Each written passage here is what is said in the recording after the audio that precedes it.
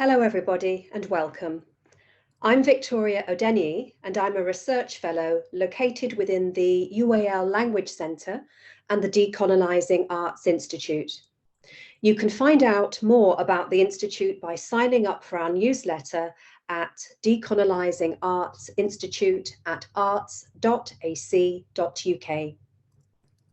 Welcome to the third of the Institute's research season roundtables under the theme of Cultural Urgencies, Action Towards Representation, Equity, Justice and Wellbeing.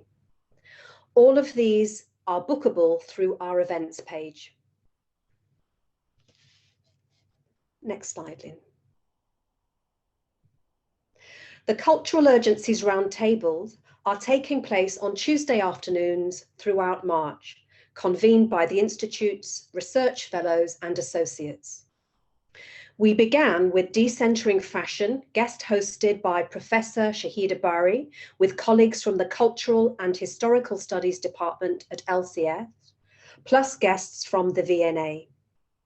Last week focused on Decolonizing the University and the role of linguistic diversity, hosted by me. Today, Dr. Khairani Barokka, will convene a discussion on cultural narratives of interlocking crises, Covid-19 and Black Lives Matter. Next week, we'll focus on Roma lives, reflections on art and visual culture, hosted by Dr. Ileana Selijan. And the final roundtable on the 30th of March will explore curating Black British art now, hosted by Dr. Anjali Dalal Clayton. Before I hand over to Oka to introduce today's event and speakers, please let me run through some housekeeping. Please be aware that mics and cameras are automatically muted. You can accept live transcript if required. You can also post questions and comments to the chat box and use the Q&A box when this function is enabled. Please note that the event is being recorded for the Institute's research archive and selected excerpts may be shared post-research season. So now I'm going to hand over to Oka. Welcome. Thank you so much, Victoria. Hi, I'm Khairani Barokka, or Oka. I'm a research fellow also at Decolonising Arts Institute. I'd like to thank Hannah, Lynn, and everyone behind the scenes for your support for this roundtable, and my utmost thanks to the esteemed panelists who have agreed to speak to us today. I will be introducing their bios individually before each one speaks in the order following. Tumu Johnson, followed by Janine Francois, then a 5-minute comfort break, and then Talila Lewis, Mia Keys, and Claudette Davis Bonik, followed by another 5-minute comfort break, and finally a Q&A you're all welcome to join in on. Just a few words about this panel before we begin. Firstly, I am not Black, and as moderator, I hope not to take up any undue space on these issues today. If I do, I sincerely apologize. I convened this panel as an Asian and Indigenous disabled and chronically ill woman who is a member of the Disabled Women's Collective Sisters of Frida, of which Tumu is co-director, and I work at Decolonising Arts Institute on Afro-Asian solidarities in disability justice. Black squares on social media, including by my fellow Asian people, are cultural narratives. Performative institutional statements on Black Lives Matter are cultural narratives. Articles, books, songs, conversation about the COVID-19 pandemic are cultural narratives. Policy is a cultural narrative. Mourning and grief, anxiety, trauma, healing, and how all of these are communicated, these are all cultural narratives. Vocabulary matters. The public health epidemic of violence Black Lives Matter fights and the COVID-19 pandemic are not often enough depicted in media as interlocking. This event will discuss how, particularly in this past year, narratives on Black health are reflected or skewed in culture and media from perspectives in the Americas, as well as in the UK. Now for our first speaker. Tumu Johnson is a mental health worker and group facilitator with experience of working in frontline support services, research, and community organizing. She has a master's in mental health studies and works in the NHS and freelance, and is co-director of the experimental disabled women's collective Sisters of Frida, which put out a very important report on the impact of COVID-19 on disabled women in the UK. Tumu, over to you. Hi, thank you so much, Oka. Can you hear? I hope everyone can hear me okay. So yeah, my name's Tumu, and I'm co-director at Sisters of Frida. And as Oka said, we are a disabled feminist collective. We're an experimental collective, and we work towards amplifying the voices of disabled women, and kind of organising around issues that affect disabled women, non-binary people, and gender non-conforming people. And yeah, so thank you for having me today. So we're here to talk about the emergency of violence against Black people and the emergency of COVID-19. And I guess I want to start by saying that in my mind, they're interlocking, but they're also inextricable. So I just want to share some thoughts and ideas around some of the cultural narratives that I've noticed, that we've noticed at Sisters of Frida, that have been present during the pandemic that relate to these two things. And I'm kind of sharing these perspectives coming from my position as a Black disabled woman. So the first thing that I wanted to highlight is the existence of single issue stories. So many of the narratives present in the media and spoken about within kind of across society, I guess, have been narratives that portray human beings as belonging to groups that have a single identity and that have a single issue that they are battling or struggling with. So often the conversations around Black Lives Matter there was no mention of disability within those conversations in public forums. And this served to erase Black disabled people within the movement, I feel. And we saw kind of similarities within conversations around COVID deaths. So reports and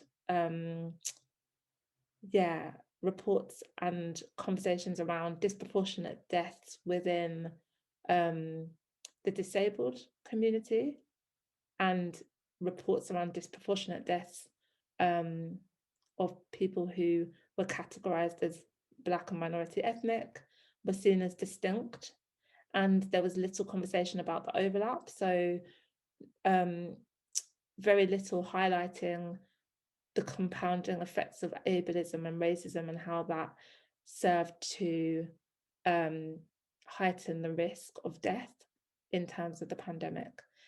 And so we're also, I guess, at Sisters of Frida, we're also thinking about how gender depression also interacts with that. So we know that Black and brown people are more likely to die of COVID. And we know that disabled people are more likely to die of COVID. So 2/3 of COVID deaths in the UK have been disabled people. And like I said, the intersection of ableism, racism, and sexism is a toxic mix. And Black and brown people are also at higher risk of state violence. So, for example, 5 times more likely to have force used against them by the police, or 7 times more likely to be at the other end of a taser in England and Wales.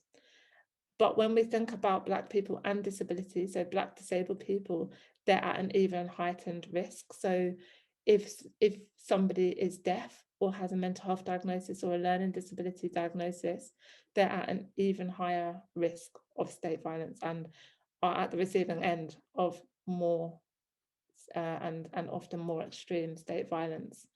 And within the pandemic, we saw this enacted in policy. So, for example, changes to the Mental Health Act that allowed, that made it easier for people to be sectioned and detained, which for Black and brown people often involves the criminal justice system and violent methods.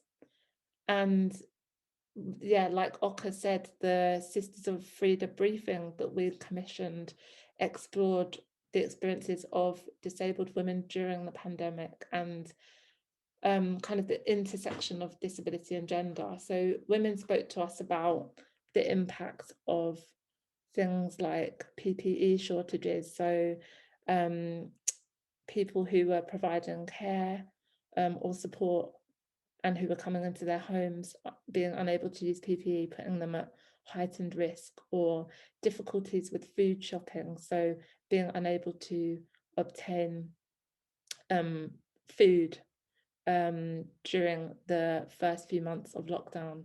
We also spoke to disabled mothers who shared with us the experience of homeschooling and having their support interrupted by lockdown, by the circumstances of the pandemic, and how that impacted on their ability to care for their children. Disabled women are twice as likely to experience domestic violence, and we know that domestic violence rates increased drastically during the pandemic. So again, that was an area where disabled women were further impacted and more impacted. And then we also had conversations around employment. So again, linking back to these single issue narratives or single kind of dimension, yeah, seeing people as kind of having a single identity. Disabled women spoke to us about being classed as vulnerable. And I mean, I think the conversation about the use of the word vulnerable is in itself like a whole thing, and something that requires a lot more time than I have today. But yeah, disabled women speaking about being classed as vulnerable and also being key workers. So for example, I'm shielding and I've been placed in the clinically extremely vulnerable group, but I'm a trainee psychologist and I'm an essential worker and employed by the NHS. So these conflicting kind of categories, labels and words that are ascribed to us. And so I guess another thing I just wanted to raise was the ideology that underlies a lot of these narratives. And I have only mentioned kind of one particular narrative in terms of single issues, but the underlying ideology is often a eugenic ideology. So there were many narratives around Black and brown people dying at higher rates due to biological determinants. So there was an essentialism that asserted that race was biological and was not recognizing race as a social construct. And this is very much in the interest of eugenics to make race biological. And what it did was remove the focus from social inequalities within our context and move them towards, I mean, there's a lot of time wasting, right? Looking at how the inequality that we were experiencing in terms of the pandemic was due to some sort of deficiency in our bodies or some sort of biological determinant that was within our bodies. And another kind of example of this eugenic ideology is in the question that I heard many times, and many disabled people also I've spoken to about this, which is, did they have an underlying medical condition? And that question was asked time and time again when somebody had died of COVID. And this question sort of justified disabled death and made it into something that was inevitable. And so this assumption that disabled people would die and that it was kind of somehow less bad, I think was very present and is still present now. And this question reminds me of another question, which is, what did they do? And I think that question is often asked after someone has been at the receiving end of state violence. So someone was brutalized during a protest, or somebody's, you know, been brutalized by the police or by mental health services, etc. And the question is, what did they do? And so there's always this suggestion that, that there's more to it than state violence, inequality, structural oppression. And then I guess in terms of eugenics, this was enacted in very much in the healthcare system. So the use of do not resuscitate orders that were being placed on disabled people and elderly people, and often disproportionately on groups of people who had a diagnosis of a learning disability. And also the assessment tools that were being used within health settings were often like intrinsically discriminatory, and meaning that disabled people would be less likely to receive critical care because their lives, our lives, are not worth saving. And again, going back to the inevitability of disabled death, I think there was a case in the US of a Black man who was paralyzed, and they decided to not offer critical care, and it was around this judgment around quality of life, which is another term that really needs to be deconstructed and interrogated in terms of its underlying assumptions, which again I think are deeply eugenicist. They often are linked to kind of capitalist notions of productivity, for example. So I've lost track of time, but I'm just going to end by kind of sharing a couple of thoughts on what I feel is really important when thinking about some of these things. So the first thing I want to mention is the disability justice approach, and the reason being that I think that there are principles within the disability justice movement that are really helpful and actually essential. So firstly, intersectionality, which I know is used as kind of, it's very widely used. I think it's very misused at times at the moment, and it's kind of often used as a get out to kind of performative reasons. But I do think that intersectionality encourages us to move away from single issue stories and to think about where people are in terms of the intersection of multiple oppressions. And then also cross movement solidarity. So, COVID-19 shone a spotlight on things that we already knew were there. And so how do we further uncover these things for more people and create cross movement solidarity? And the last thing that I want to add is around the Kill the Bill campaign at the moment, which is being led by women, non-binary and gender non-conforming people. It's being led by Sisters Uncut, a radical feminist group that I've been part of. And it's around campaigning against the police crime sentencing and courts bill. And the reason that I wanted to raise this today is that there's a vote today on it in Parliament, which many people will know. But I guess we need community responses to gendered violence and to state violence, and we need fully funded public services. And I think that this bill threatens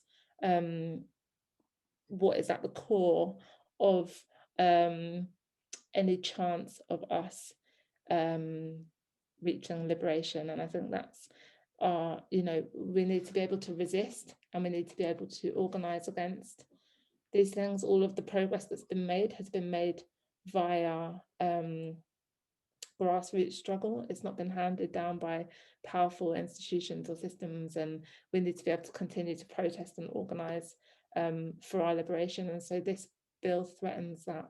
So I think at the moment it's an urgent area of struggle. And I hope that some of that made some sense. There are some of my thoughts and ramblings, and obviously I'm happy to answer questions during the Q&A. But yeah, they're just some of the things that we've been thinking about amongst a lot of conversations throughout this period. So thank you. This is Oka. Thank you so much, Tumu, for your insight and your experience. Really appreciated. I'd like to introduce next our speaker, Janine Francois, who is a Black British feminist, critic, and writer.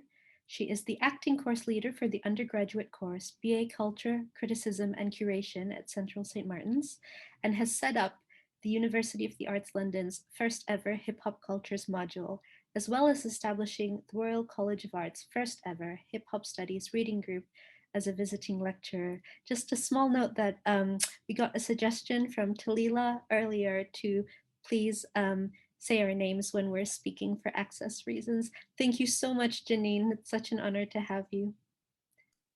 Thank you very much, Aka. Thank you very much to me for also framing the need to think about disability and locating how non-abled bodies are positioned. And I hope what I'm going to speak today will respond to that. So my name is Janine Francois, and I'm going to be speaking about care as a kind of overarching framework. So I'm just going to read something that I wrote actually earlier today, and I hope I'm with time.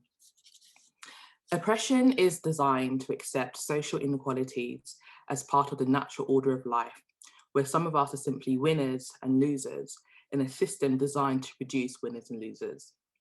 Oppression appears so innate, so ingrained, that questioning its existence would require us to take responsibility for our participation within it. So what stops people from challenging oppression? I would argue care. Many of us are socialized to only feel empathy towards those who already have dominant and/or privileged identities, both interpersonally and structurally. Consequently, empathy, and more importantly, care, are highly prized commodities and depend upon the luck of the draw of one's social identities. And this is evident when we apply this thinking to care. For example, the racial empathy gap is crucial to understand why historically and contemporarily, Black, Indigenous, people of colour, and I'll be abbreviating this as BIPOC, have been denied access to institutionalised care. Examples include the modern gynecology being developed upon enslaved women's bodies, or even more recently, the Flint water crisis in Michigan, where tap water is contaminated with lead in a city where residents are disproportionately Black. This all conveys how institutionalized care is not only a physiological and psychological need, but a social and cultural one, underpinned by macro and micro social relations. Racism is a public health issue, and it kills. It's a social, cultural, and political phenomenon, and it explains why BIPOCs are dying at disproportionate rates. Institutional racism, first coined by Stokely Carmichael in 1967, although often attributed to Lord Macpherson, explains the existence of racial discrimination on a macro level. Carmichael writes, he sees it as less overt, far more subtle, less identifiable in terms of specific individuals committing acts, but is no less destructive to human life. And Lord Macpherson said it was the collective failure of an organisation to provide an appropriate and professional service to people because of their colour, culture, or ethnic origin. And whilst 32 years apart, both Carmichael and Macpherson understand that racism informs our inability to institutionalise and/or legitimise care for people of colour because of racist attitudes. And I want to really repeat the point that racism is a public health issue and it kills.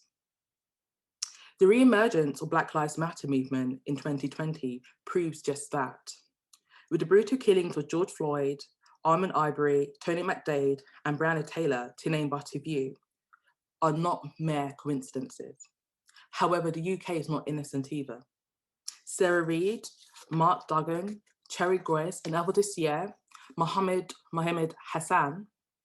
These killings exemplifies how Black people are systemically denied access to fair treatment by public servants whose primary duties are there to protect, care, and empathise for us. In some parts of America, Black men are 6 times more likely than white men to die at the hands of the police. And as mentioned, this phenomenon is not unique to North America, But globally, where white supremacy and imperialism has imprinted itself as the order of the day, from the UK to Canada, Australia to even Nigeria, these post-colonial nations are all victims of the same racial inequalities.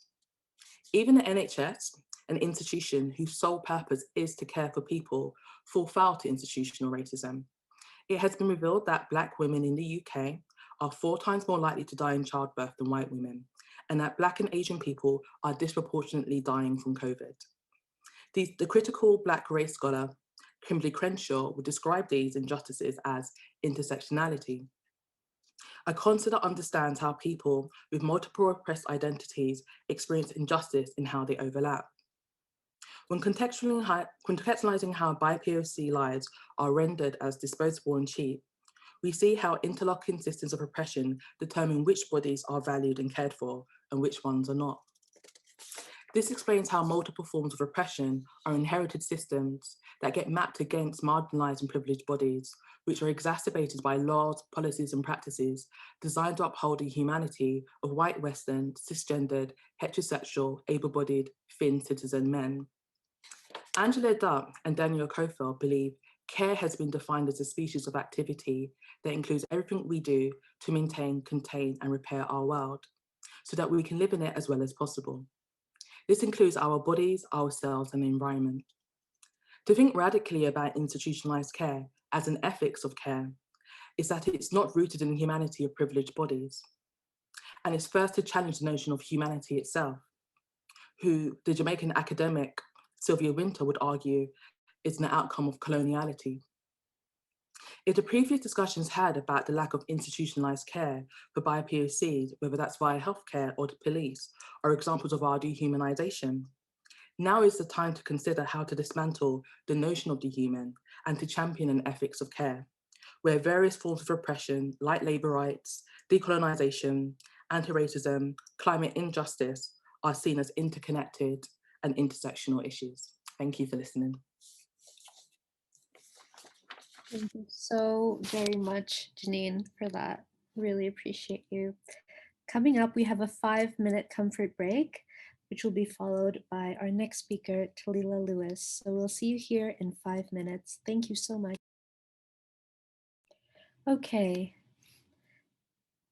I hope we've all had a refreshing break. This is Oka speaking. I would like to, first of all, apologize sincerely for the fact that captioning hasn't been provided for the first part of this event because we're having technical issues and are trying to address that. Talila Lewis has very kindly suggested webcaptioner.com as a backup captioning website. I'm just going to put that in the chat for anyone who needs captions. And again, I sincerely apologize, especially as a disabled convener of an event that was advertised as captioned. And we will certainly try to improve that for the future. And now I would like to introduce our next presenter. Talila A. Lewis is a community lawyer and consultant who is brilliant, recognized as a 2015 White House Champion of Change and one of Pacific Standard Magazine's top 30 thinkers under 30. Talila's advocacy primarily focuses on anti-violence, decarceration, and prison abolition. So TL, I will give you the floor. Thank you so much for being here. Hey, everyone, this is TL. I'm honored to be here. I'm a Black, gender-free person. I have a Black beanie on, a Black high neck sweater with a lot of different materials. I'm seated in front of a white wall, and it's got a gray wall as well. And you can see a bookshelf kind of over to my right. I have on Black circular glasses, and a red shirt kind of pops out from under the sweater that I just described. I greet you on unceded Piscataway, from unceded Piscataway and Anacostan land, which is colonially known as Washington, D.C. And I am grateful to be here sharing and learning with you all. So thank you so much for this invitation and for this conversation. I have a lot of thoughts and I'm going to try to put them together. I want to respond to what Tumu and Janine have offered us a couple of things that they've offered us. And then I want to shift to contextualizing, inviting folks to recontextualize and unlearn what we think we know about disability and ableism. So I want to respond to a couple of things. First, these single issue narratives that are so prevalent, especially within movement spaces, unfortunately.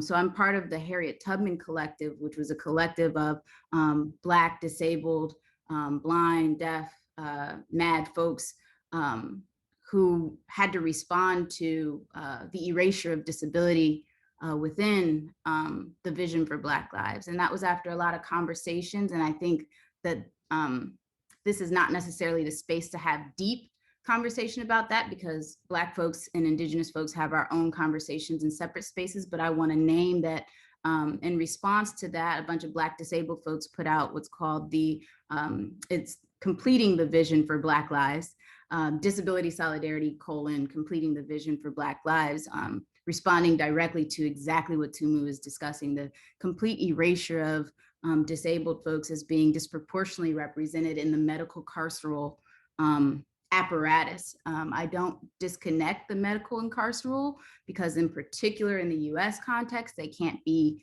separated. And so I want to name that as well. I guess also kind of framing the broader frame is that what Tumu and Janine are both offering, and what the future presenters also will be offering, is that within every community, there are complex and interlocking and overlapping identities. And interestingly enough, within every single marginalized community, disability is disproportionately represented. And there are many reasons for that. I'll name a couple. The first is when you think about what deprivation of resources, for example, does. How is disability created? When you think about the creation of disability, whether that be constructed, i.e. depriving people of access to formalized education, and then saying that, IQ test and standardized test are some sort of metric of intelligence. You quite literally created and constructed ideas of who is intelligent and who is not, right? So that's an example of a constructed disability, but there are other ways to create actual disabilities, and that is by and through determining that people in a particular society have to have certain resources, certain things to survive and thrive, and then intentionally depriving those people of those things for generations, or even for a year or a week or what have you. And then saying, oh, look, vulnerable people, like Tumu was saying, like, we don't even have time to get into this word vulnerable and at risk and all of these other euphemisms for intentionally deprived communities. But that's what we're getting at. So within marginalized, oppression causes disability, violence causes disability, impoverishment causes disability, exposure to toxic environments, whether that be environmental, physical, or otherwise, right? All of those things are a cause and consequence of disability and or an exacerbating factor of disability. And so when we think about how disability arises often for perpetually marginalized and oppressed communities, Indigenous, Black folks, queer folks, and so on and so forth, you can't actually disconnect our lived experiences from, with deprivation and violence and exposure to all of the things that harm our communities from these incidences of disability. And many of us are born with disabilities, and that's, there's nothing bad about that. And so a lot of marginalized communities attempts to address their own individualized oppression ends up reinforcing ideas of ableism unintentionally so. And I'll give a concrete example. In the US context, and I'm sure in other contexts as well, standardized tests, which I brought up a little bit earlier, have been utilized to determine some sort of alleged metric of intelligence, which obviously, if you understand anything about how standardized tests are created and when they were created and for what purpose, you understand that they are intentionally, and to this day are created, one, to collect a lot of money, 2, to intentionally screen out particular groups of people, and 3, to perpetuate notions of inferiority and superiority, ableism. And so in the US context, a lot of Black, Indigenous, and other marginalized communities, in an attempt to challenge these ideas of, you know, standardized tests being some sort of metric of something, they'll say our communities are smart, or, you know, Black communities, you know, that test is not, you know, any way invalidating our intelligence, instead of challenging the premise, which is actually a form of cognitive ableism and sanism. That's what we should be challenging, and challenging the test writ large, right? And so that's a concrete example, but I have a lot of things. So I'm going to shift now. I'm not going to address a couple of the other things I wanted to address. And I want to shift to talking about ableism and disability, and kind of offering a frame that maybe folks haven't thought too much about. I think the folks who are co-presenting with me have thought quite a bit about it. So thank you. One of the things that we know about how white supremacy functions and has been quite successful in its projects to date is by removing the context in which those who are subjugated, the context in which we have to live and survive. And so what that looks like is determining that people escaping enslavement. Enslavement is actually one of the first forms of incarceration. Why else would people be deemed fugitives and need to escape if it is not a carceral space? So that's something that maybe folks haven't thought about. But drapetomania, right? This pathologized, criminalized idea of folks who, Black folks who are escaping this violent institution are deemed simultaneously insane and criminal. And so when you think about that, and fast forward in the US context, resisting arrest is the most popular charge. And it goes back to what I think Janine was uplifting, is that something is inherently wrong with Black people or Indigenous folks for running from the police or beating the police up after generations of unspeakable, unconscionable violence. Our responses to policing systems, wherever we are in the global context, are valid, and they arise out of a very particular history and present.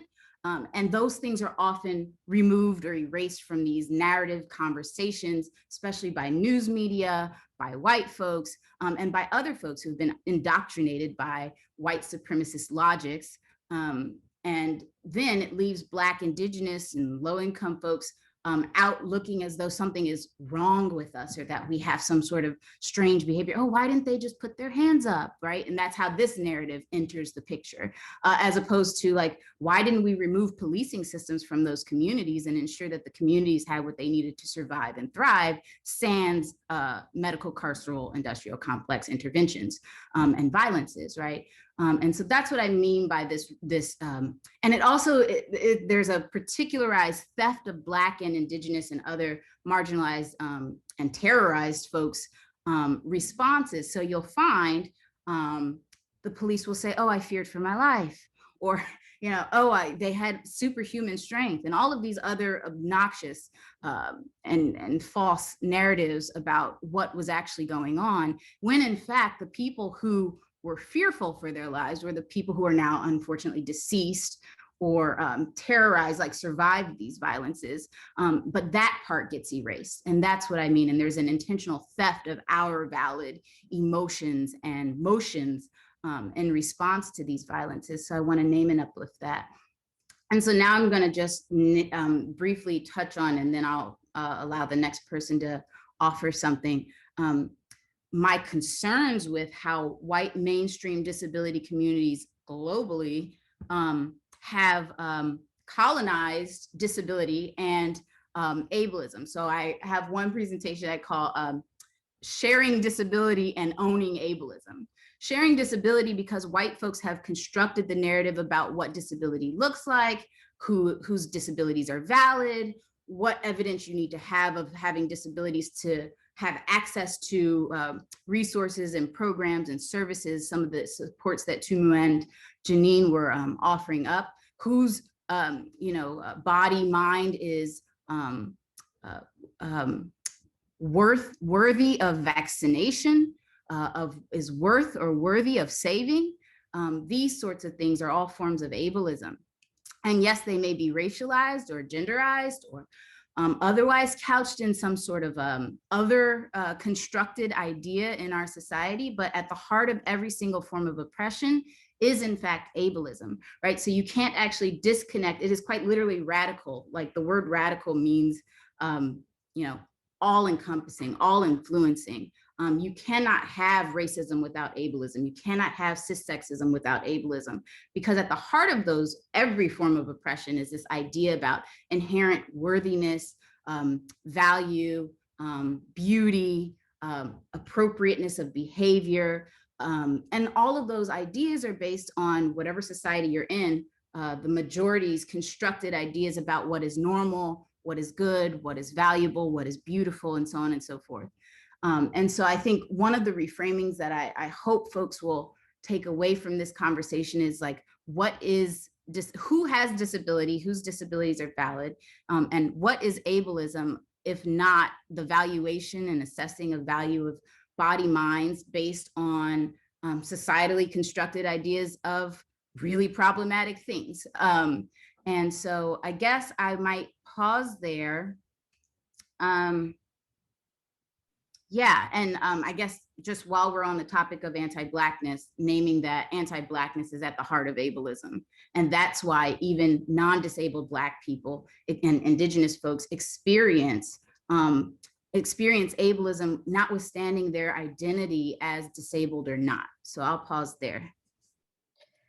DL, this is Oka again. Thank you so much, so much. It's such an honor to have you speak, and it's also such an honor to have all of you in conversation with each other at the Q&A. I'm looking forward to that very much.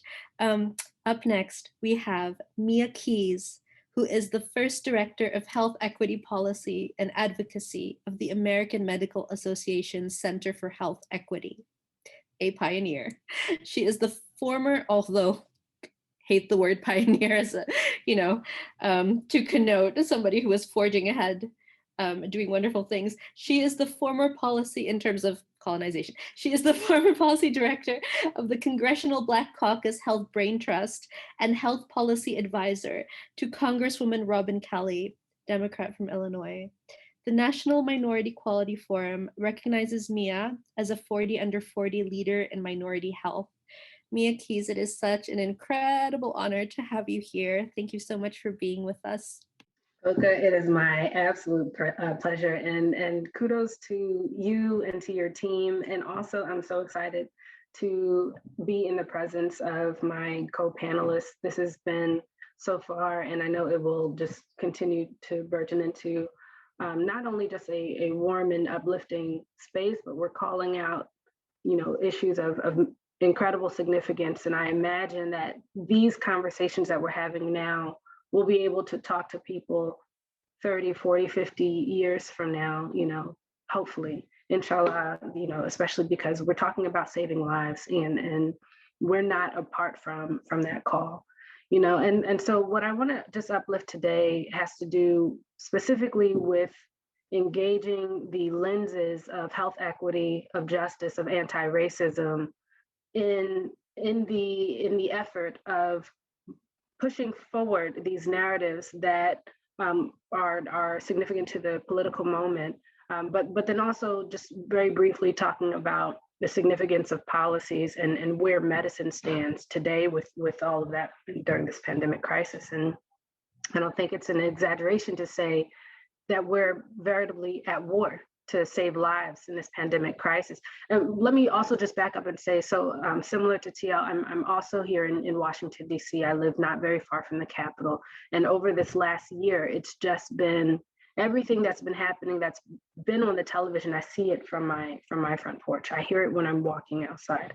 And it's taking place in my former place of work, a lot of these things. And so during this pandemic crisis, as I mentioned, we are at war to save lives, and from an equity as well as a justice and an anti-racism perspective, we're especially battling against these social and structural conditions which marginalized and minoritized communities continue to face and have faced historically, and which bear inequitably on their health outcomes and ability to make healthy choices, you know. And so in terms of really centering ourselves and, you know, bringing to this space, into all the spaces where we enter, this idea of, okay, I'm going to operate from an equitable lens, from a justice lens, from an anti-racist perspective, there are key considerations that one must continuously employ and outside of themselves. And one of them has to do with organizational tactics and strategies, which are grounded in those three tenets of health, equity, of justice, and of anti-racism. And I want us to hold space in mind for what it means to intentionally strive to deeply understand and appreciate the power of narrative, of policy, you know, as I mentioned, bear on people's abilities to make healthy choices. And this means taking a deep review of the narrative and policies that foremost come out of our homes, that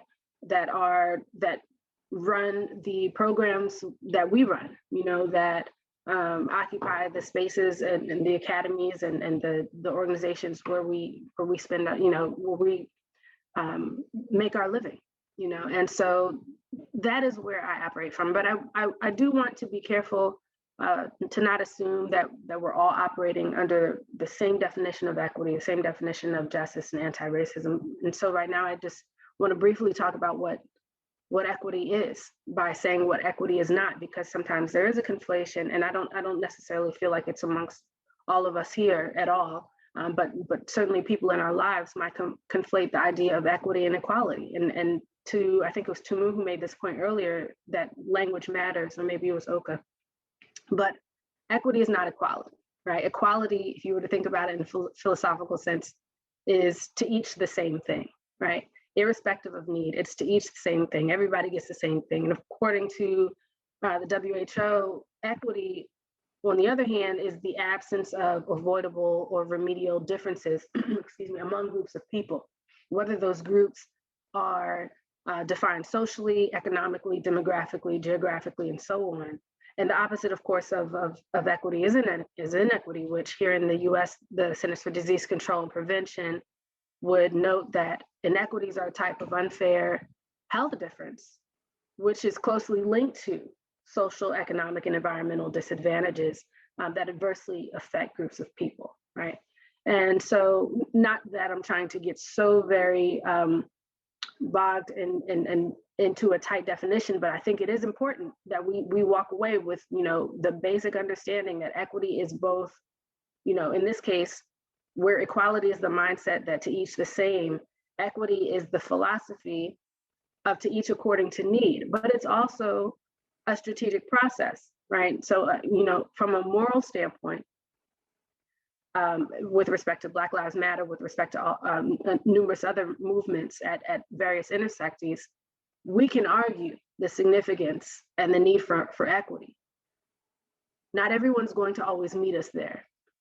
And so it's very important that we're able to also articulate equity as a strategic process that considers structural barriers, which are not initially under people's control. And so being able to really become quite masterful at making the equity argument, because a lot of times, I mean, like I mentioned, we are at war. So in your arsenal, being able to pull out the various ways where you can communicate to people, it's not just the moral imperative that everyone receive what they need. It's strategic. In a lot of ways, I don't want to say that it immediately saves money, but having an economic argument for equity is imperative. And I do want to get into a bit about the significance between equity and the economy later on in some of my remarks. But let me at least briefly offer a language of structural racism as it gets to the being anti-racist, right? So structural racism in a lot of ways refers to the totality of ways in which societies foster racial discrimination through mutually reinforcing systems, a number of which have already been named, but in the context in which I work, it includes the healthcare system. And in that case, being anti-racist necessitates that institutions challenge structural racism and other intersecting oppressive systems of heterosexism, of classism, of ableism, by shifting power with respect to funding, with respect to critical resources. By the way, my dog is right here on my hip. So if you see me looking down, it's because he's giving me these puppy eyes. And so that's really why equity matters, and how we need to be thinking about the narrative and language of race, of structural racism, and flipping it on its head with respect to anti-racism. And as I mentioned, equity matters, and being able to employ that language matters because it impacts how resources are distributed. It impacts how and who are the people who come to power, and it of course impacts how narratives are designed and perpetuated. In the context of health at the American Medical Association, which I will say has been a problematic organization for a very long time. I think that's conversation for another day, but I do at least want to bring up the fact that the organization does posit that equity means optimal health for all. And so when we're talking about the optimization of health, we are absolutely talking about the decentralizing of narratives that have kept people unwell, and also it means redistributing power sources and resources so that we can optimize health. And I think it was TL who talked about living in spaces where you can't make healthy decisions because the environment does not support your biology, it does not support your wellness, and whether that means living in safe and affordable housing, having or not having access to reliable transportation, to fresh foods, to clean water, to educational and economic opportunities across the life course, to extend longevity of life. Equity in these areas is achieved and has historically been achieved through social wellness movements. And in a lot of ways, I consider the Black Lives Matter movement to be a movement of social wellness. And of course, through this advocacy, which a lot of people, a lot of dominant narratives flip the idea of incredible advocacy, and they paint it in a picture that is not real. In a lot of ways, I see no difference between not having access to these elements and the perpetuation of violence against Black and brown bodies, against historically marginalized and minoritized bodies. And so that's really where I wanted to start. And I'm not going to be much longer with respect to my initial remarks, but I do want to talk about the idea of dominant narratives, these stories that we tell ourselves that are really quite pervasive through not just American society, but across the globe, that inform how we move through our world and through worlds where we might step in and out of, right? And these dominant narratives are embedded into our institutions, into our culture. They represent voices which reinforce social relations, that generate social, political, economic inequities, and really do push to marginalize and minoritize peoples. It's a verb. It's not an adjective. We are not such and such people, in the sense that we very much use, this gets again back to the significance of language. I tend to talk about people of color and people who live at various intersections from a verb standpoint, because a lot of the inequities have been done too. It's not something that is inherent. And again, it gets back to the idea, I think it was Tumu who talked about, or maybe it was Janine, who talked about flipping the idea of racial essentialism and signifying that race is not biological, that instead it is a construct that has been perpetuated through social and political power streams, and it is up to us, and it's up to those who work in spaces where we occupy, and also those who have not yet come to the front lines, to be empowered so that they understand what the narratives are. And I'll just name a couple of narratives because some of them have already been named. One, which is really very prevalent right now, has to do with the idea that race and class inequities are unfortunate, but they're not necessarily unjust, right? And that kind of goes back into, at least in the American culture, this idea of self-determination, and that individuals make right or wrong lifestyle choices, right? But that completely goes against the idea of equity, right? Which again, as I mentioned, is a moral, but also a lens that says to each according to their need, it's obvious that over time, through the narrative perpetuation of disturbing and really very detrimental narratives, as well as policies that have followed on the heels of those narratives, that the idea of meritocracy, the idea of pulling oneself up from their bootstraps, all of that has been reinforced by those who have consistently been empowered. And then another one that I will talk about with respect to equity and anti-racism is this idea that, you know, if one group gains, by virtue, another group loses. Therefore, it's a zero-sum game. So I'm not going to support being a part of the equity movement for this group because it takes away from me, right? And that is another narrative that we have to be prepared in our language, in our studies of history and of movement to fight against. Because we're always going to meet people who, even if they cannot articulate it because they don't have the language, they feel it. Like, oh, if we give this group that, does that mean it takes away from me? You know, and a lot of people feel that way. And it's, I don't want to, and these are not people who would consider themselves to be racist. These are people who would consider themselves to be good, moral people, right? But if we don't understand these narratives, there's no way that we can combat them.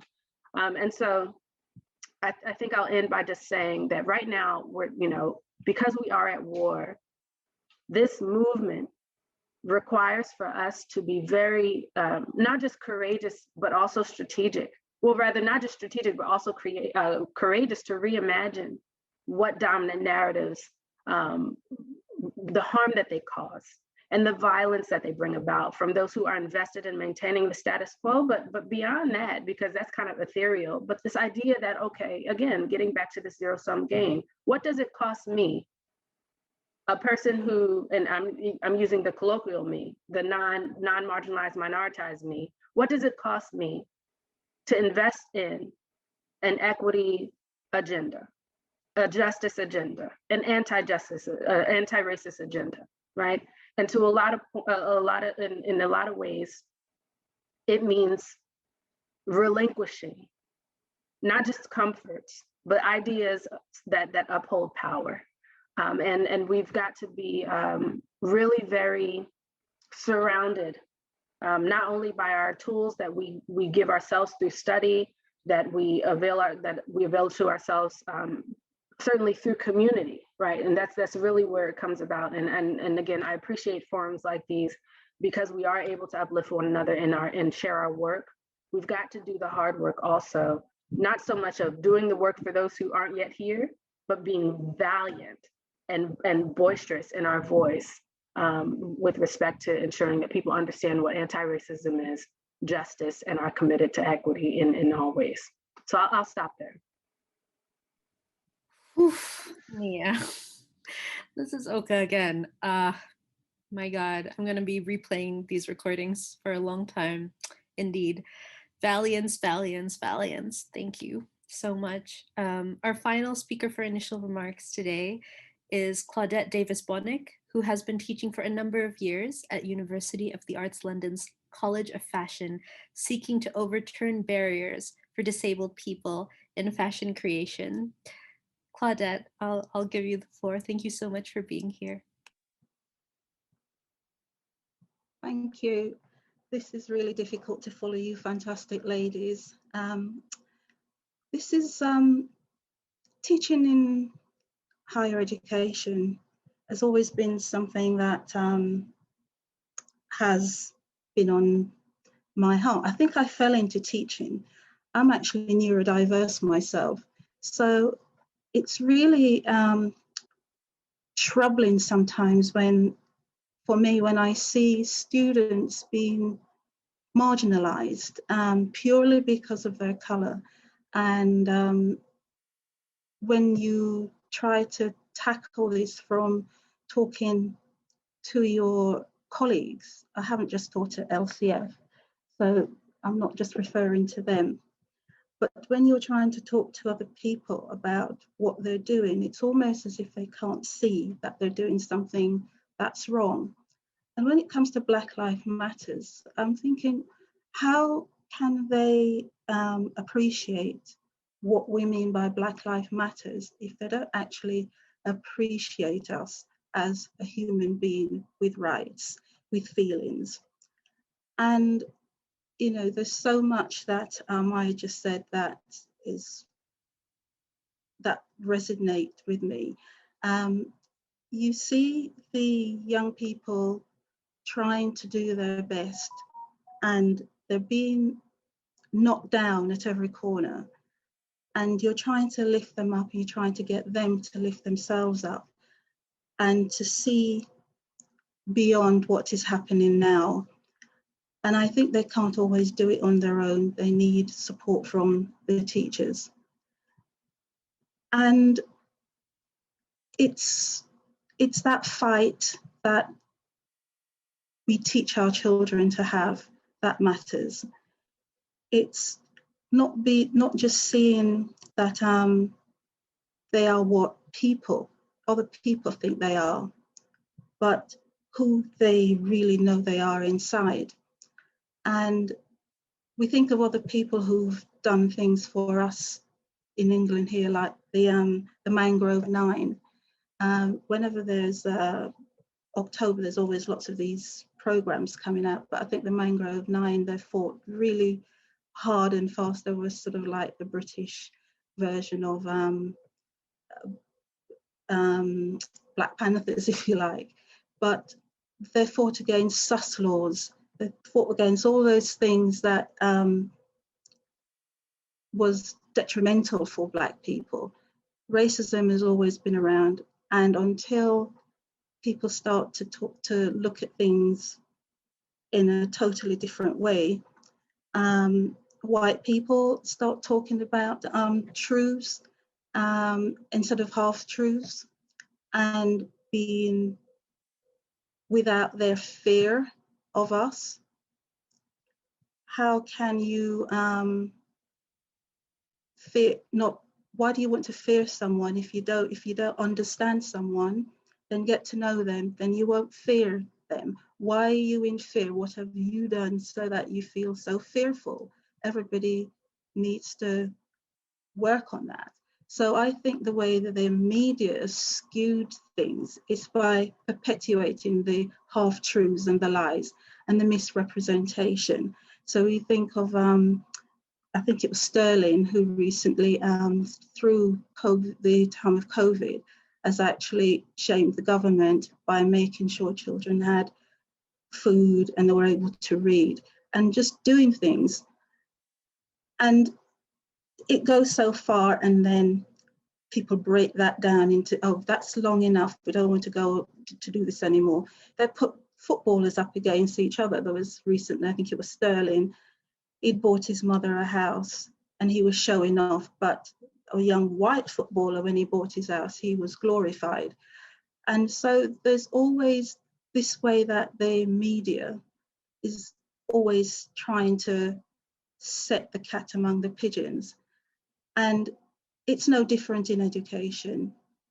If you see someone trying their best and they've made it to their top grade, they've done that, and then you see another teacher trying to say, well, maybe we shouldn't give them that yet because then they won't have anything to work towards. You're not doing that for the white student, but you're doing that to the Black student. And when you come out and speak about that, someone has to put their head above the parapet sometimes, but you get known as a troublemaker.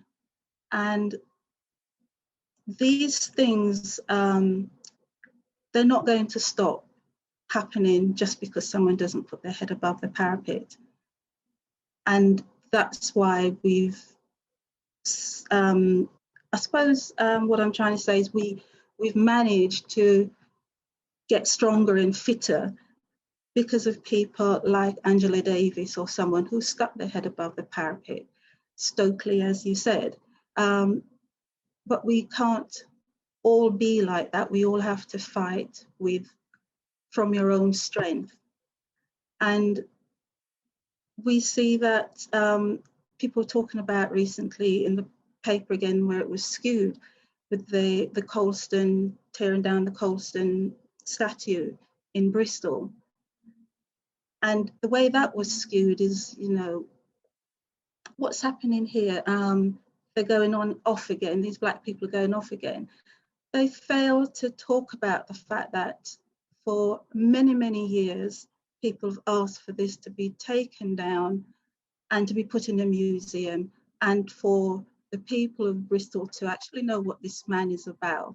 Oh, excuse me, my battery is just going. So we're constantly having to fight.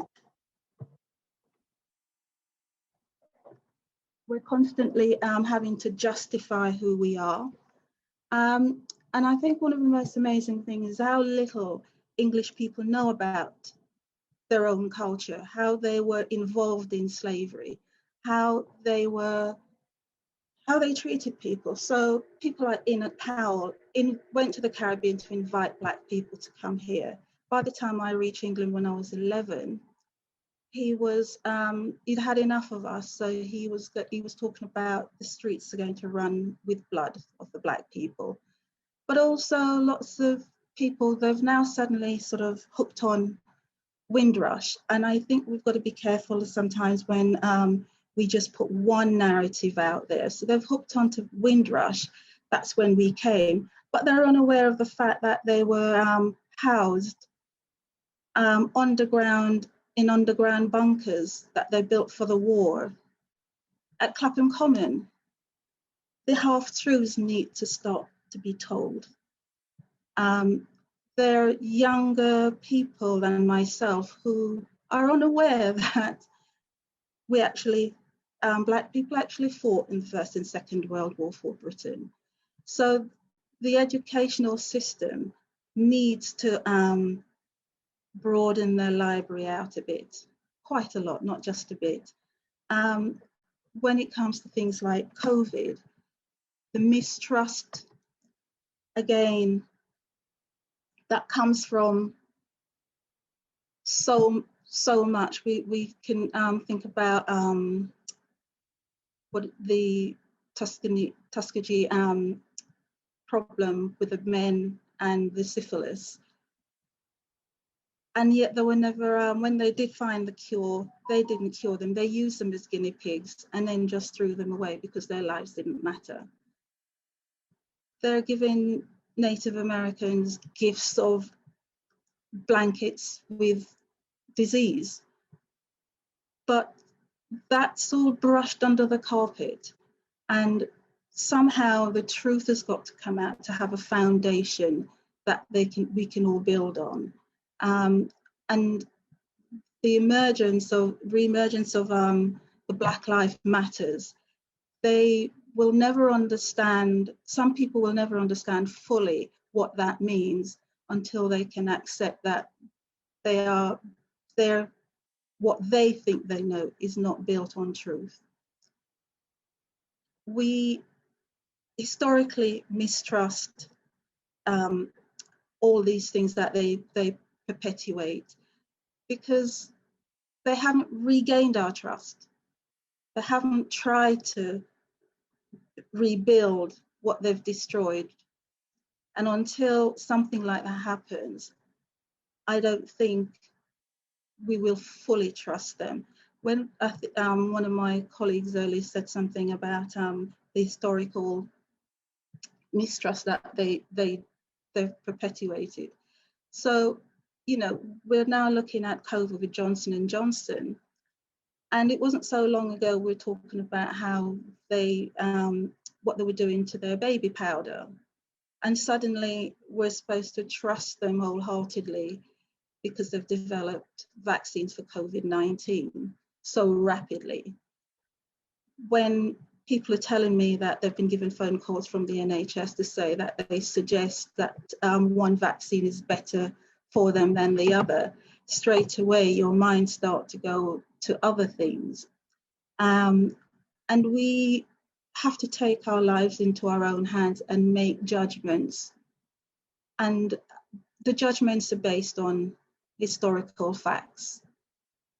We seem to have one narrative that we know, and they seem to maybe not have they have their own narrative which they've developed over the years.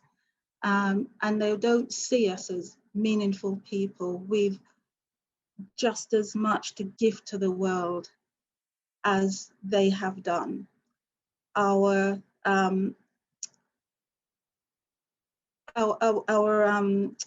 participation in science is not recognized. And I think because I can't see any faces, I'm not quite sure what time I've got, so I'll probably just stop here for the while. So thank you. So much.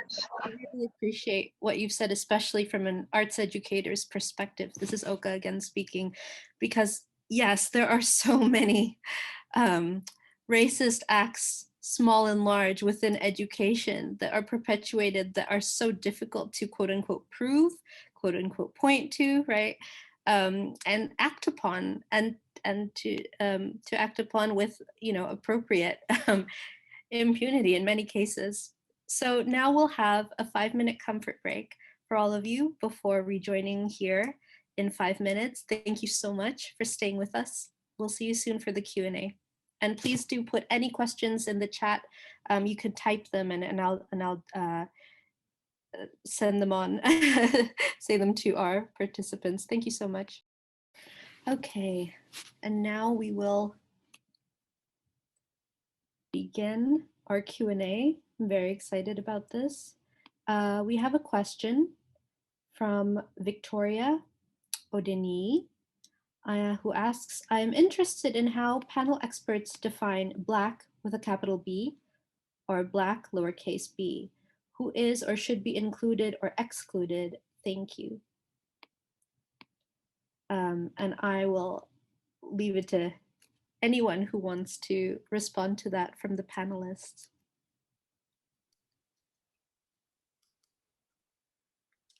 I don't mind having a go. I think it kind of speaks to two things. So for those who are not UK based, there is a history of political blackness in the UK, which effectively described people who were non-white who experienced imperialism, and also kind of a term of solidarity to connect these different histories. So Black people, people of African descent, Asian people who experience the impacts of imperialism and colonization in their homelands, but also when arriving here.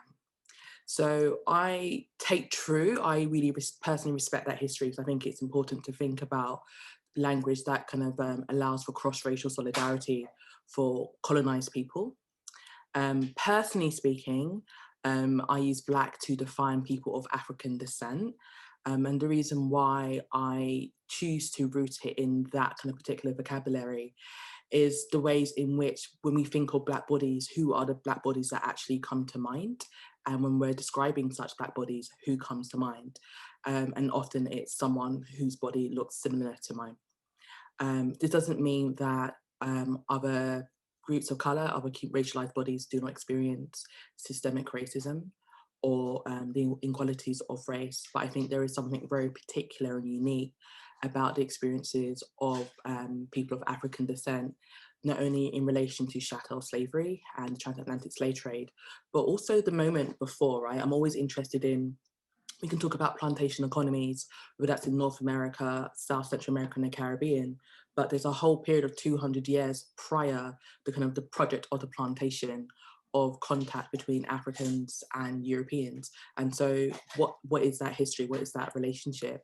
And that's kind of, you know, an anti-African and or we could argue an anti-Blackness. We use Black as like the term to describe African bodies, in which how I kind of historically understand it to be.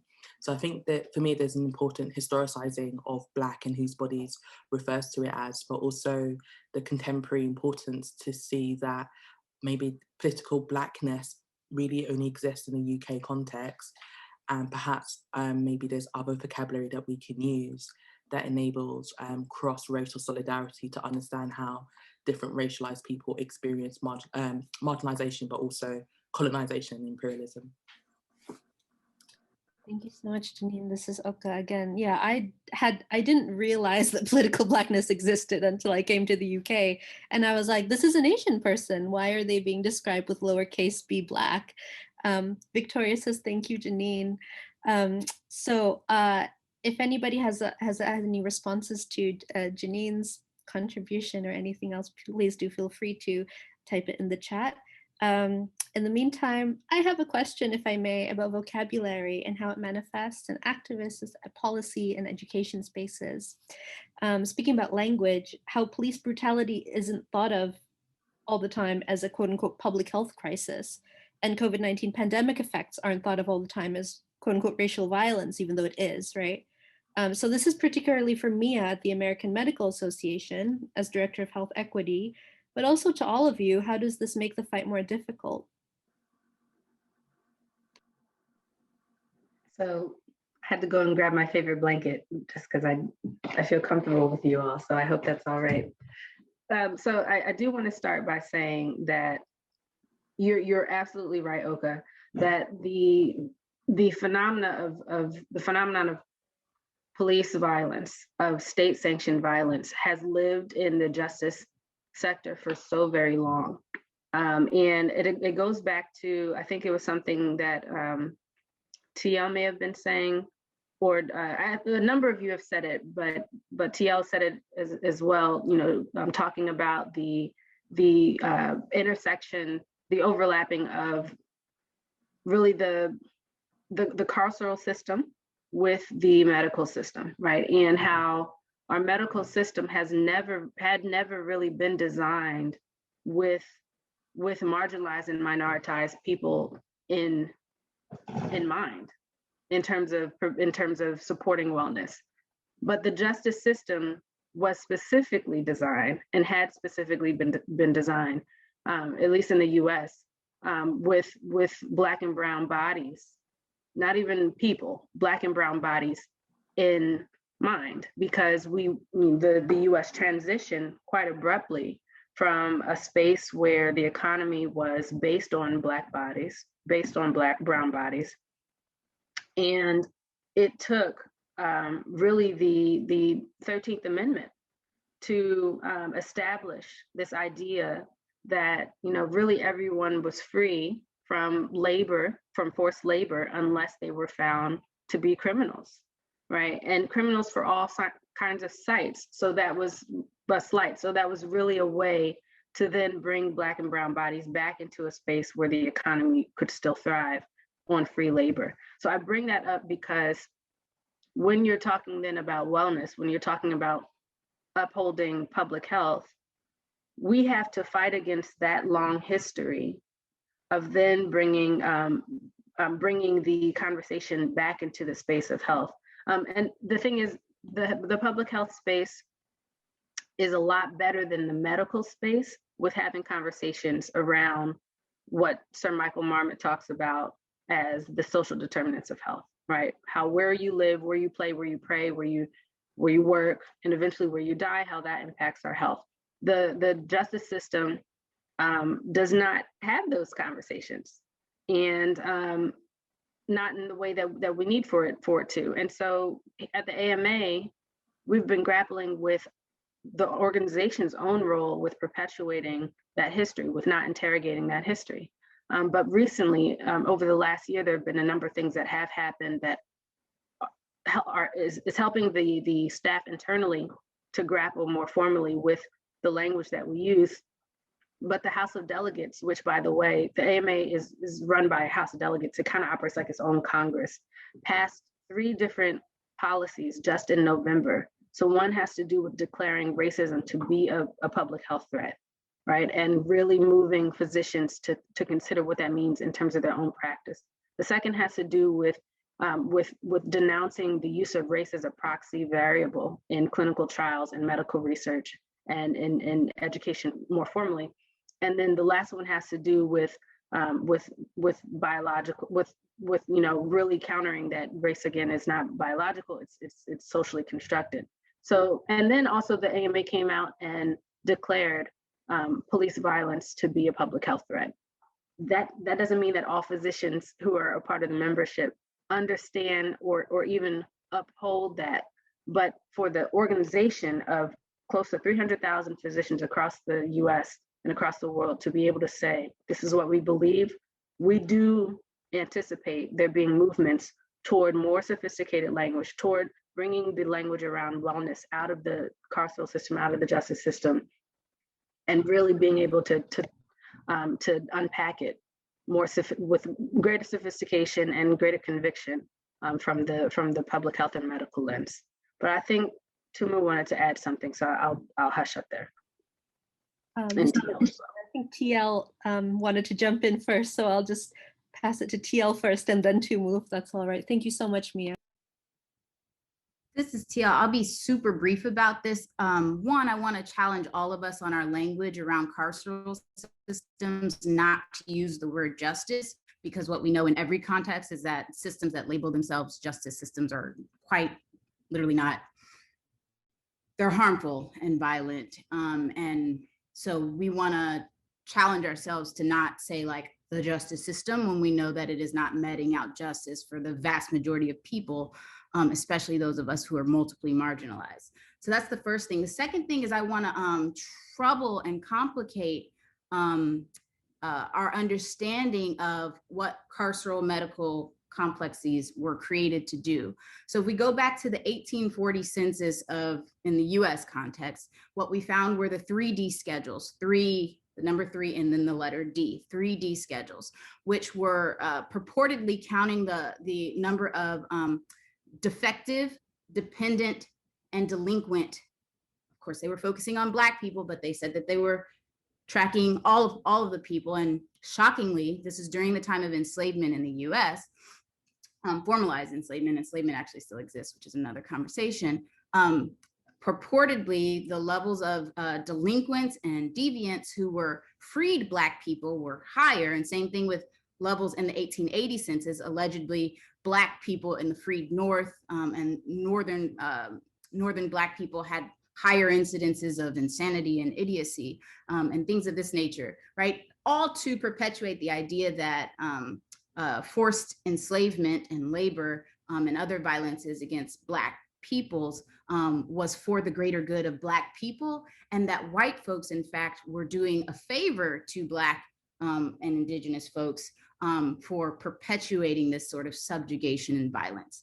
And so I say that because remember at the outset, I mentioned how disability is created and constructed. And I mentioned drapetomania. There's these other manufactured disabilities that white eugenicists and mainstream doctors, these were mainstream ideas, to be clear. And eugenics today is also mainstream, for the record. Progressive eugenics is what I like to call it. But these ideas about who is dependent and who is delinquent and who is defective are quite literally tied up in ideas around race, whether that be constructed or actual race. And the systems created these categorizations, particularly to put people into the groups and say people didn't fit into one group, they could easily be lumped into the other. So remember, post-enslavement, Black folks were freed, legally freed, with no provision of material supports, food, clothing, etc. Thousands of laws were then added to the books that made everything, including begging upon the street, if you were maimed, deformed, or crippled, all of these things became criminalized. Deviant behavior, where folks would be wandering, trying to find loved ones, wandering, trying to find work, became criminal behavior. And then everyone was dependent, right? Because we were not allowed by Black codes and by the laws of this land, we were not allowed to own anything. Therefore, we had nothing other than the clothes on our back and whatever we could pack and carry and tramp around. Tramping is an old word for wandering and roaming about. So modern day loitering laws and all sorts of anti-sex work laws, all of these things actually came about by and through the pathologization,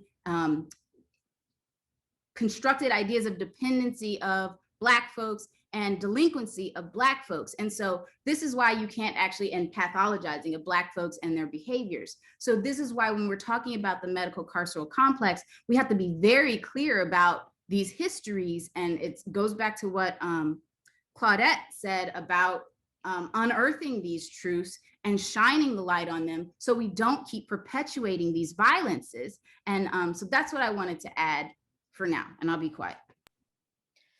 Thank you so much, Tia. Tumu said that she wanted to jump in as well. Yeah, thank you. I'll also do quick. It's Tumu speaking, by the way, now. Yeah, so I guess so much of what Mia was saying, I agree with, and also thank you to TL for highlighting the difference of language between saying criminal justice system as opposed to carceral. That's something that I need to hold in mind. And I guess I just wanted to just mention briefly the pathologization of distress that happens in the UK here and globally, but I can only speak to a UK context in terms of my experience.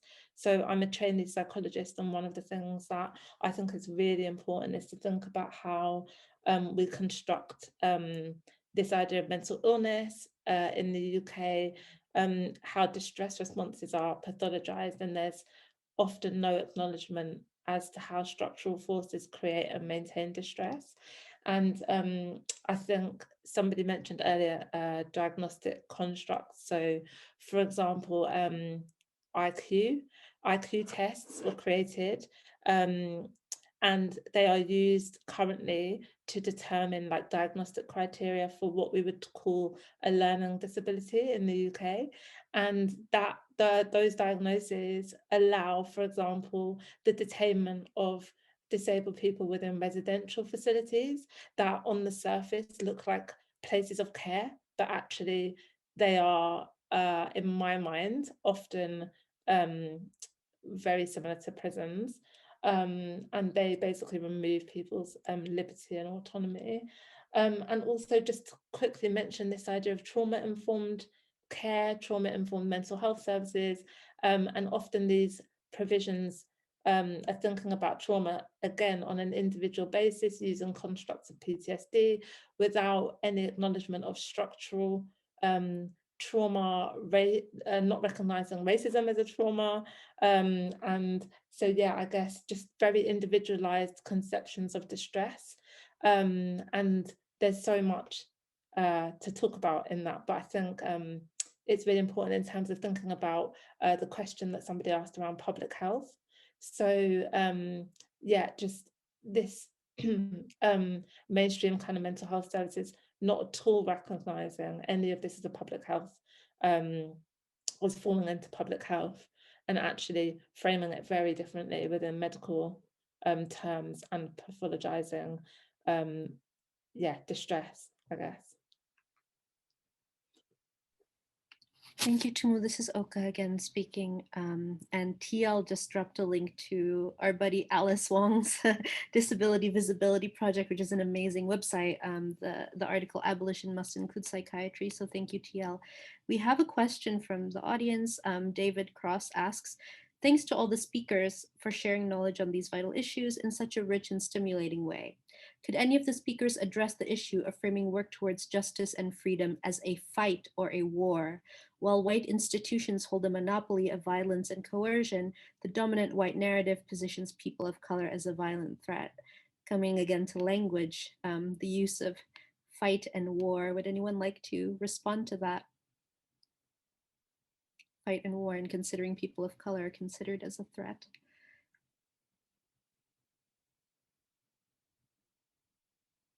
Yeah, I don't mind speaking on that a little bit. I'm really drawing reference to Fanon and Wretched of the Earth. She's one of my favourite texts. Sorry, my mum just brought me a cup of tea. Thank you. Sorry. Joys of living with your parent, you get cups of teas. I'm sorry, this is Janine speaking, by the way, so let me start again. So I want to kind of think about this in reference to Fanon and concerning violence, and how he makes it very clear that the violence, the methods of violence that oppress people, the colonized uses, is not the same violence that people in the oppressor or the colonized or dominant group uses, right? One violence is about oppression and subordination, and the other violence is about liberatory politics. And I think so once we understand that violence isn't seen as this one part rule, and that depending on the bodies that exhibit violence as a form of liberation has a slightly different meaning, then I think when we think about language like war and fight, we're thinking about struggle, we're thinking about political struggle, and we're thinking about unequal power relations. So when marginalized people if we kind of locate it in the context of race, so BIPOCs are fighting or resisting or pushing back, we're thinking about the ideas of ensuring that we are receiving equity. And I think Mia makes a really important point earlier where she makes a distinction between equality and equity as two different systems of thought, but also the ways in which that impacts materials and resources, and often the lack of allocation to BIPOCs. So if we kind of frame it back into the context of health, and the ways in which there are different activists or different groups who are resisting and fighting to use resources to get better treatment, then that is under the lens of whiteness seen as inherently violent, because whiteness is being destructed, right? Or whiteness is being pushed back onto, or there is a need to ask for accountability. We are not supposed to be doing that work. We're supposed to be firstly grateful that we're alive, and grateful that we're even probably being allowed into the room at certain extents.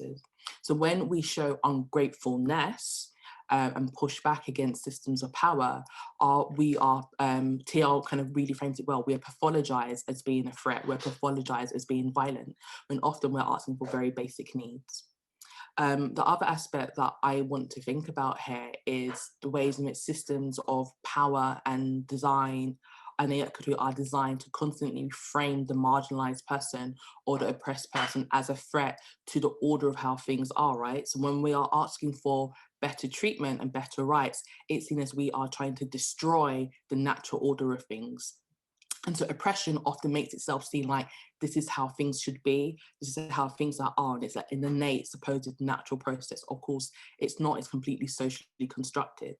And so when we are asking about our rights and our liberation outside of these systems of inequity, then we are framed as violent. So I just wanted to throw these different languages of violence from whose perspective and for whom. And that ultimately, and people might maybe feel troubled by this, I don't think violence is a bad thing. I think when oppressed people are living under conditions that literally kill them, and they take up arms or they take up violence for liberatory practices, then it's about justice. And I think TL makes a really important intervention earlier about making sure we talk about carceral politics outside of justice. And the one last point, because I'm mindful I've probably spoken for a bit. Just want to root back to the Black Panthers and the work of like radical global anti-imperialism, of seeing their struggle for Black Americans as not a unique struggle, but a struggle of all oppressed people across the world, right? And how that gets rooted in particularly understanding what the immediate community needs were for African Americans. So that was creating a free healthcare, because African Americans were denied healthcare, access to healthcare. And these are like really liberatory politics of challenging violence. When you're a person who lives in a supposed citizen and you do not get access to healthcare, and that need, that service has to fall back onto other oppressed people. These are examples of how marginalized people push back against systems, right? And 40 years later, most Western nations have adopted a lot of the principles of what the Black Panthers were doing. That was community gardening, breakfast for children, and then public healthcare, institutionalizing smaller clinics and access to public healthcare. So that's what dominant culture does. It steals also radical work and radical politics. Thank you, Janine. I've had a message from Oka. Her computer's crashed and she's going to join us as soon as she can. So it's Victoria speaking. I would like to invite anyone else in the panel if they would like to respond to David's question. I'll jump in quickly. I totally agree with everything my colleague Janine's just said, and to that I can just wanted to add from an educational point as well. Statistics have proved that Black students are more likely to be expelled and are less likely to get a first, even if they've earned that role. So the way when they push back, it's always seen as angry, if even their voices, the sound of their voice would be assumed to be aggressive. they have to be so careful about everything they do. If they don't push back, then they don't get what they ought to get. They don't get what they deserve. So it's always this constant measuring up of, some people don't have the tenacity to keep going, but it's always this balance that the students are having to make. And the sometimes there isn't the people behind them to back them up. So you might go to student union, but you might not get any help because they're not favourable towards your colour. So you've always got to feel that you're doing this on your own, which isn't fair to the students at all. And as a teacher, we have that same situation going on for ourselves. So how you approach and voice your opinion, sometimes, you know, the war is taking it to the nth degree, but it's always this battle about knowing when to pick your battles and when to fight. And it isn't always a good choice to make, but we know in ourselves, we have to know whether we did right by ourselves that day or we did right by the person we were supposed to be trying to support or defend. But we will always be seen as this, if I say too much, I'm an angry Black woman, but if a Black guy says something, it's just what to be expected. So you're always stereotyped. So it's down to us individually, I suppose, to know how to do this. And that's why groups like this is really great for helping us sort out our narratives and teaching the younger generation how to probably put things across and to see different perspectives. That's all I wanted to say. Thank you so much. This is Oka again speaking. Apologies for minor technical error just now, but I'm back. So there's a question from Ruth Gard in the Q&A. I wonder whether the panel would comment on the, in brackets, misuse of the term decolonization within the arts, museum, heritage, and other sectors. And this is a question I feel is particularly pertinent to this institute. Would anybody like to answer, Ruth?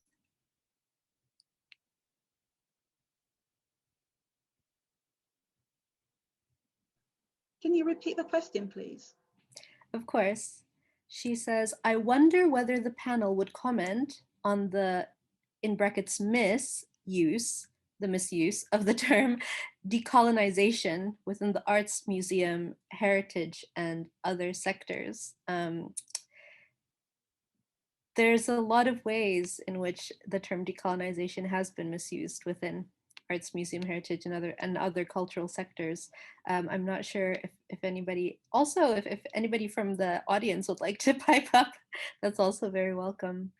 But in particular to our panelists, if anyone would like to respond to Ruth.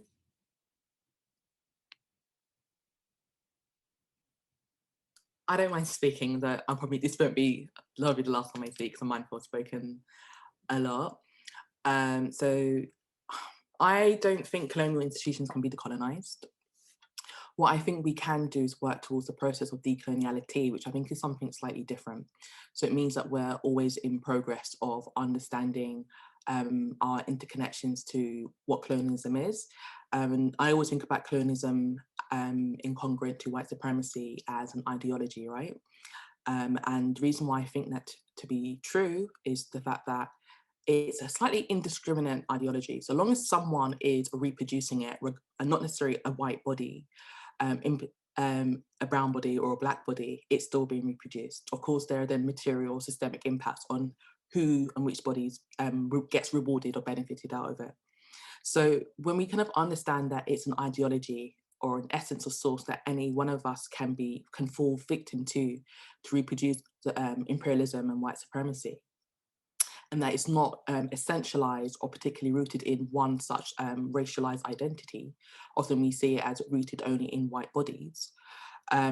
We then kind of have to complicate the narrative in how which bodies are in proximity to whiteness, which non-white bodies are in proximity to whiteness. And I think that's a conversation we're not quite ready to have yet regarding that. And I want to root back I'm not too sure who said this, whether it was me or TL, about anti-Blackness being an important ingredient here to think about this.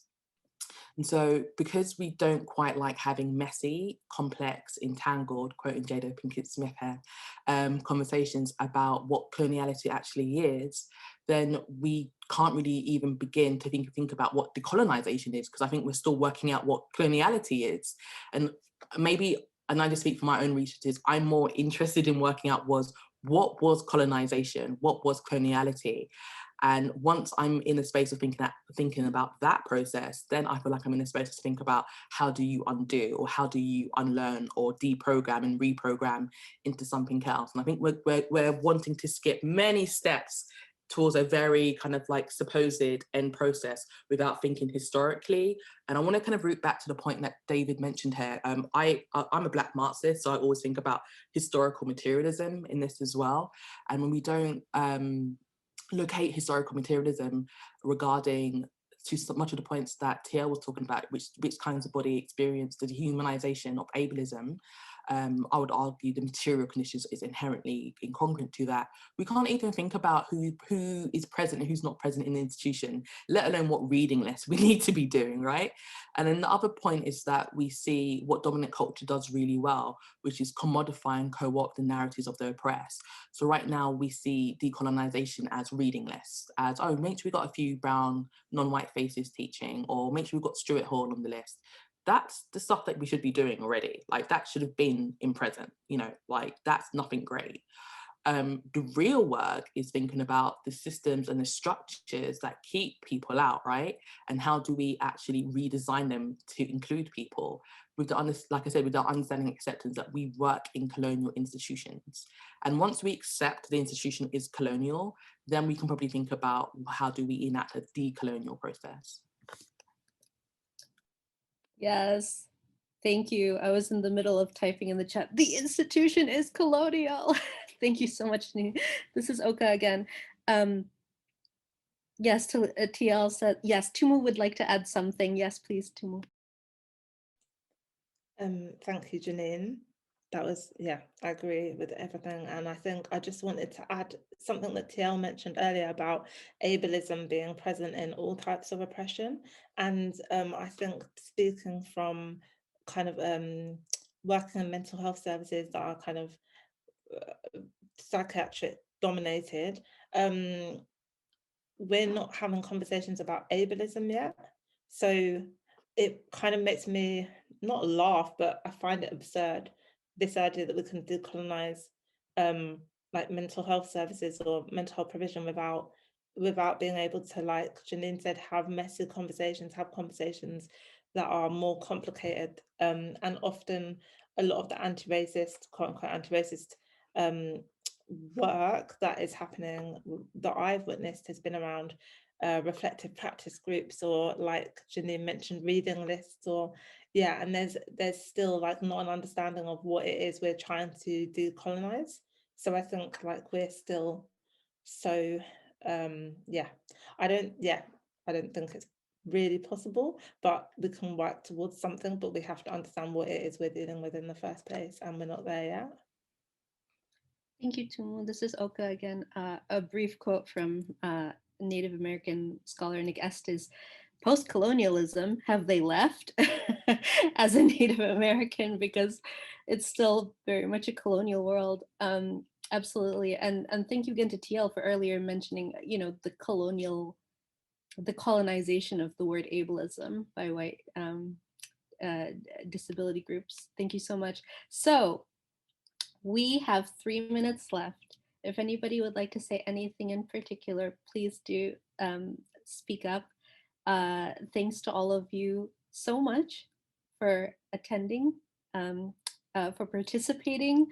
I would like to give my greatest thanks to Talila Lewis, to Janine Francois, to Mia Keys, to Claudette Davis Bonik, to Tumu Johnson, a lot of solidarity and love to all of you. And thank you to Decolonizing Arts Institute and to Victoria for the introduction, and to Hannah and Lynn for working behind the scenes.